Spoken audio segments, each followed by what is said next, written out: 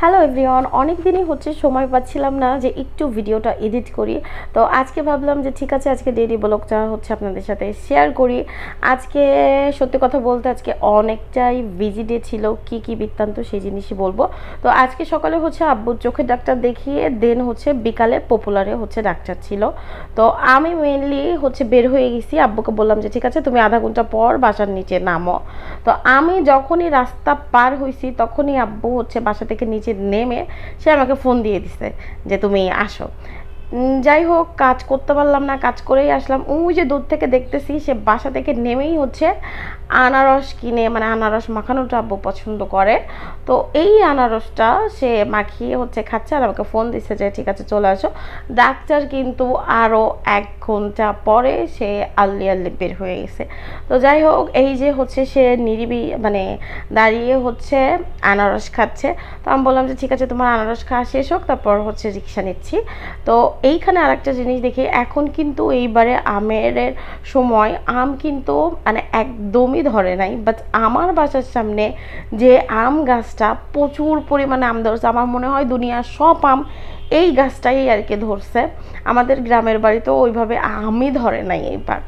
তো যাই হোক, অবশেষে হচ্ছে পপুলারে চলে আসছি। পপুলারে চলে এসে ডাক্তার দেখাইছি, দেন হচ্ছে 10 নম্বরে মেডিনোবাই যাব, মাত্র 5 মিনিটের পথ আর কি।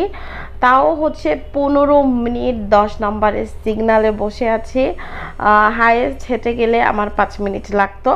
তো যাই হোক, গরমের জন্য রিক্সা নিছি। রিক্সা নিয়ে আমার মনে হলো সব থেকে বেশি ভুল করছি, কারণ জ্যামেই আমি 15 মিনিট বসেছিলাম।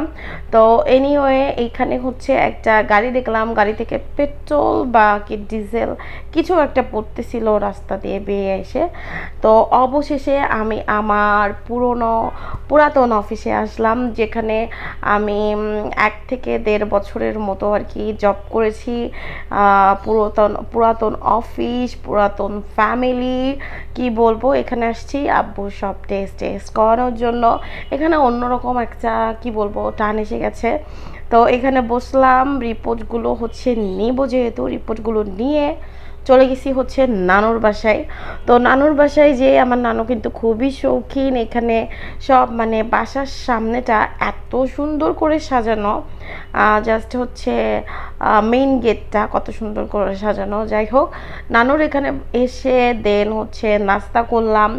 নাস্তা খেয়ে, আমার আব্বু সাধারণত নুডলস কখনোই খায় না, বাট তার শাশুড়ি তাকে নুডলসের বাটি দিয়েছে, সে 1 বাটি নুডলস শেষ করে ফেলেছে। তো এইখানে নানুর সাথে কথা বলতেছিলাম। নানু হচ্ছে আমার নানুর হাতের কাজও কিন্তু খুব সুন্দর। তো এখানে হচ্ছে সে একটা মানে কি বলে মেক্সি বানাইছে, তো আমাকে মেক্সিটা বানানো দেখালো। তো যাই হোক, ওখানে সময় কাটিয়ে বাসায় চলে আসছি। তো বাসায় এসে দেখলাম 2 লিটার কেক বাসার ফ্রিজে আছে। আমি ভাবলাম যে না, আমার কেকটা এক্ষুনি খাওয়া লাগবে। কেকটা অনেক বেশি ইয়াম্মি ছিল, আর যেহেতু চকলেট কেক আমি পছন্দ করি, আমাকে একা ফেলেই এরা খাওয়া শুরু করে দিয়েছে। অলরেডি অর্ধেক কেক খাওয়া শেষ, এটাই হচ্ছে একটু আস্ত ছিল। আমি বললাম যে ঠিক আছে, কি আমি যেহেতু চকলেট পছন্দ করি, বাসায় সবসময় চকলেট থাকে কম বেশি, আমরা সবাই আর কি চকলেট পছন্দ করি। তো এখানে আমি একটু ডেকোরেশনের জন্য চকলেট চিপস আর কি সাজিয়ে দিচ্ছিলাম। আর এইখানে হচ্ছে এই যে 1 লিটার কেক, অলরেডি 1/2 লিটারের বেশি খাওয়া হয়ে গেছে। তো যাই হোক, এখানে খাবো।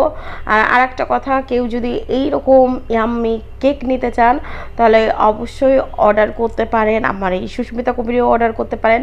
এই কেকগুলো হচ্ছে 1 লিটার কেক মোটামুটি 600 থেকে 700-র মধ্যে আর কি পরে, খুবই খুবই খুবই ইয়াম্মি। যাই হোক, এই কেকের প্রাইস কিন্তু 600 থেকে 700 টাকা আর কি নেওয়া হয়েছিল। তো এই হলো কেক খাওয়ার বৃত্তান্ত। আর অনেকেই আমাকে বলতে পারেন যে আমি যেন তাদেরকে কেক বানিয়ে দেয়, অ্যাকচুয়ালি এটা কিন্তু কেনা কেক, এটা কখনোই ভাববেন না যে নিজেদের কেক। যাই হোক, কেক খাওয়া শেষ করে দেন এখানে দেখলাম যে মানে 11টা 35 বাজে। এই সময় মানে আমি একটু এত পরিমাণে গরম, এই গরমে একটু মানে বৃষ্টির দরকার ছিল। আলহামদুলিল্লাহ, আল্লাহর রহমতের বৃষ্টি নামতেছে আজকে, যদিও আমার ভিডিও এডিট করে সাথে সাথে অনেকটাই দেরি হবে। তো যাই হোক, এটাই ছিল হচ্ছে আমার ডেইলি ব্লগ। যারা আমার চ্যানেলে নতুন অবশ্যই চ্যানেলটা সাবস্ক্রাইব করবেন, বেল বাটনে থাকা বাটনটাও ক্লিক করে দেবেন।